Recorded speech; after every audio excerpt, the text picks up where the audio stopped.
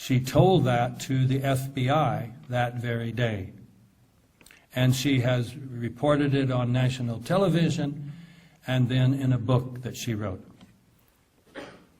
However, most of these reported calls were made, reportedly, when the planes were 35,000 or over 40,000 feet in the air. I apologize, we Americans speak in terms of feet, but that's very high.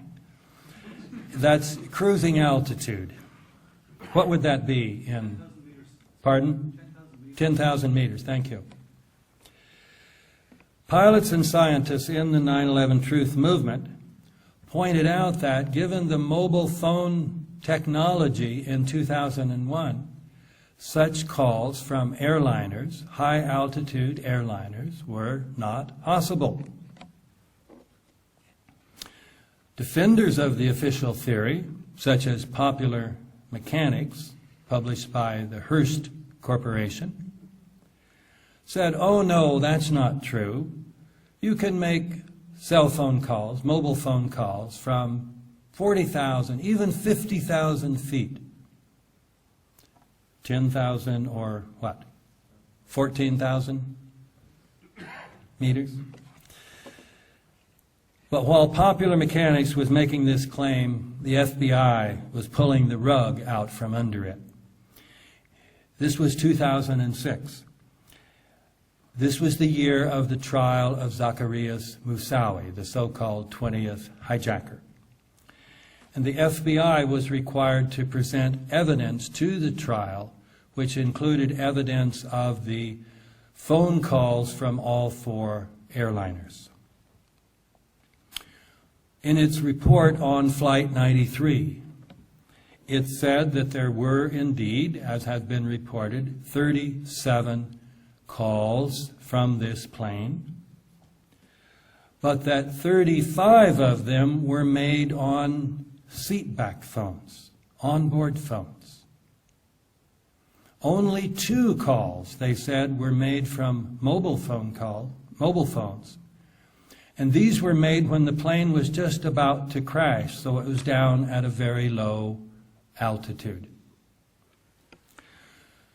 The FBI, in other words, agreed with the 9/11 Truth Movement that high-altitude mobile phone calls were not possible, even though those calls had been, reported calls, had been essential to establishing the official account of 9/11. Popular Mechanics was left with egg on its face. For our purposes, however, the important point is that the FBI was now saying that people such as Dina Burnett, who were certain that they had been called from mobile phones, were wrong. But how could have Dina been wrong given the fact that she repeatedly recognized Tom's number on her caller ID? The FBI, which had taken her testimony on 9/11 without disputing it, did not answer this question. But there's only one possible answer. These calls had to have been faked, fabricated. And there was the technology to do that. The technology of voice morphing had been perfected sufficiently by 1999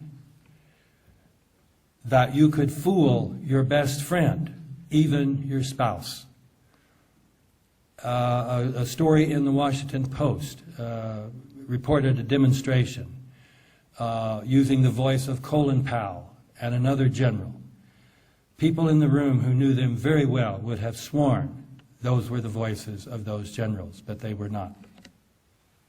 Likewise, there is a technology. You can order these devices on the internet in which you can, they say, fake any phone call you want. You can make any phone call, any phone number you want show up on somebody's caller ID. That's probably what happened to Dina Burnett. In any case, the FBI contradicted the official story even more seriously in its report on phone calls from Flight 77. The most important of all the so-called phone calls from the planes were those from Barbara Olson, a well-known commentator on CNN, and the wife of Ted Olson, the Solicitor General at the Department of Justice.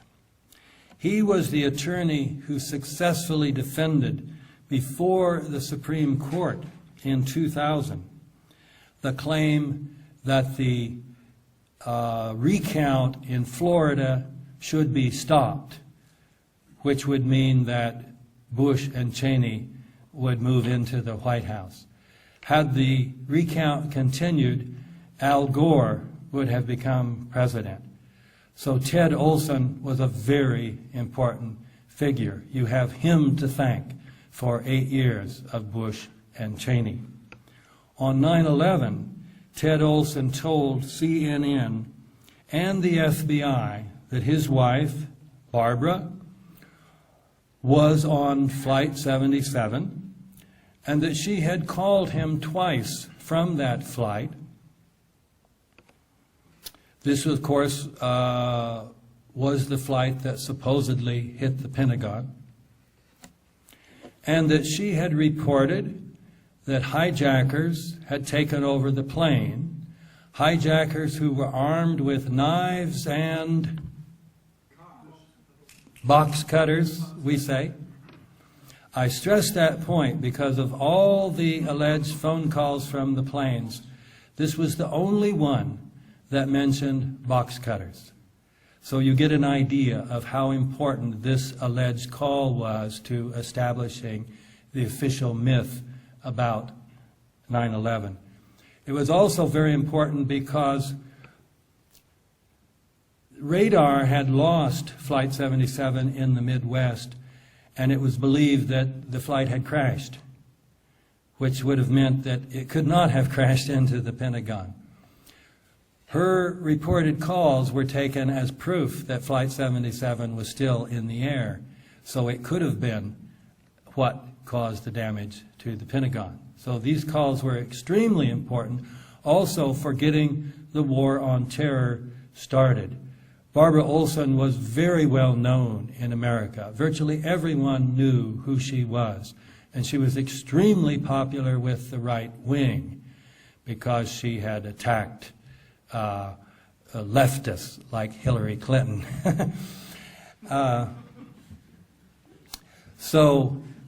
These were extremely important alleged calls. The FBI is part of the Department of Justice, and yet the FBI's report on Flight 77, published in 2006, 3 years ago,